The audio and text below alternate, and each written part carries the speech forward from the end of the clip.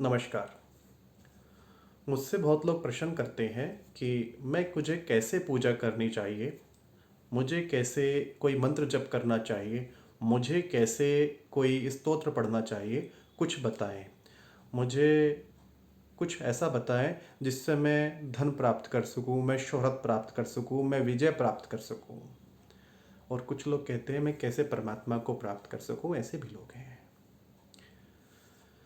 तो basic difference क्या है? कैसे पूजा और प्रार्थना दो अलग चीज़ें हैं, पूजा और भक्ति दो डिफरेंट चीज़ें हैं।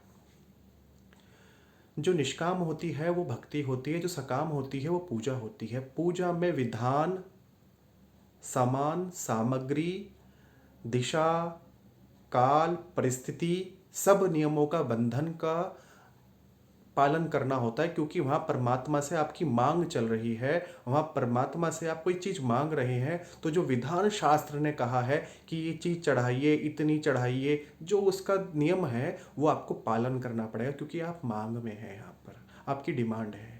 प्रार्थना में कोई डिमांड नहीं होती, भक्ति में कोई डिमांड नहीं होती। अंतर आत्मा की परमात्मा से आत्मा की बात चल रही होती है। वो तो मैं कहता हूँ कि आप वॉशरूम में बैठ करके, दुनिया के किसी कोने में बैठ करके, बेड पे बैठ करके भी आप कर सकते हैं। आप बेड पे बैठ करके भी प्रार्थना कर सकते हैं। आप तो पोटी पोट पे बैठ करके भी प्रार्थना कर सकते हैं, बाथरूम में बैठ करके प्रार्थना कर सकते हैं। दुनिया के हर किसी कोने में जहाँ आपको परमात्मा से मिलन होना का मन करे वहाँ आप कर सकते हैं। उसके लिए कोई बंधन की आवश्यकता नहीं होती। और पूजा के लिए तो प्रॉपर स्थान कैसा होना चाहिए, काल कैसा होना चाहिए, आपके वस्त्र कैसे होना चाहिए, आपकी सामग्री कैसी होनी चाहिए, इस प्रकार के सभी प्रकार के जो नियम हैं वे सब पालन करने होते हैं। वो सब पालन करने होंगे, तभी आपकी जो सकाम प्रार्थना होती है वो पूर्ण होती है। प्रार्थना के लिए कोई नियम बंधन नहीं है और पूजा के लिए पूर्ण नियम बंधन है। लोग पूछते हैं कि मंत्र कौन सा जपना चाहिए। मंत्र के लिए जो आपके गुरु दें या कोई ऐसा व्यक्ति मंत्र दे जिसने उसको जप चुका हो, जिसको अनुभव कर चुका हो, वो ही मंत्र कामयाब होता है और वो ही मंत्र फलित होता है।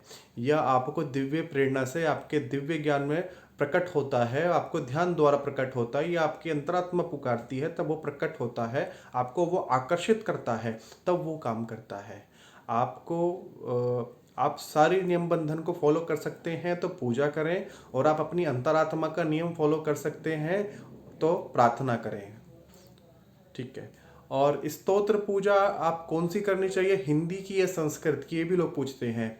देखिए, लोग कहते हैं दोनों में फ़र्क क्या है, दोनों एक जैसे ही तो हैं। मैं कहता हूँ फिर आप जो है ब्रेड खा लीजिए 3 टाइम, क्या फ़र्क है, पेट ही तो भरना है, कुछ फ़र्क तो नहीं है ना। लेकिन फिर भी आपको एक रोटी चाहिए, और डिफरेंट डिफरेंट करते हैं, ऐसा नहीं है।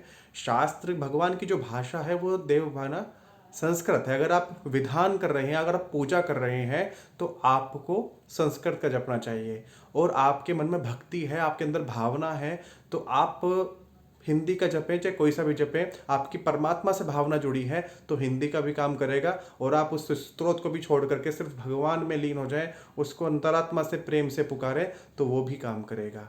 तो निर्णय आपका है कि आपको पूजा में जाना है या प्रार्थना में जाना है। आप निष्काम होना चाहते हैं, आप सकाम भक्ति करना चाहते हैं, ये आपके आधार पर है। चैनल को प्लीज़ फॉलो करना ना भूलें। नमस्कार।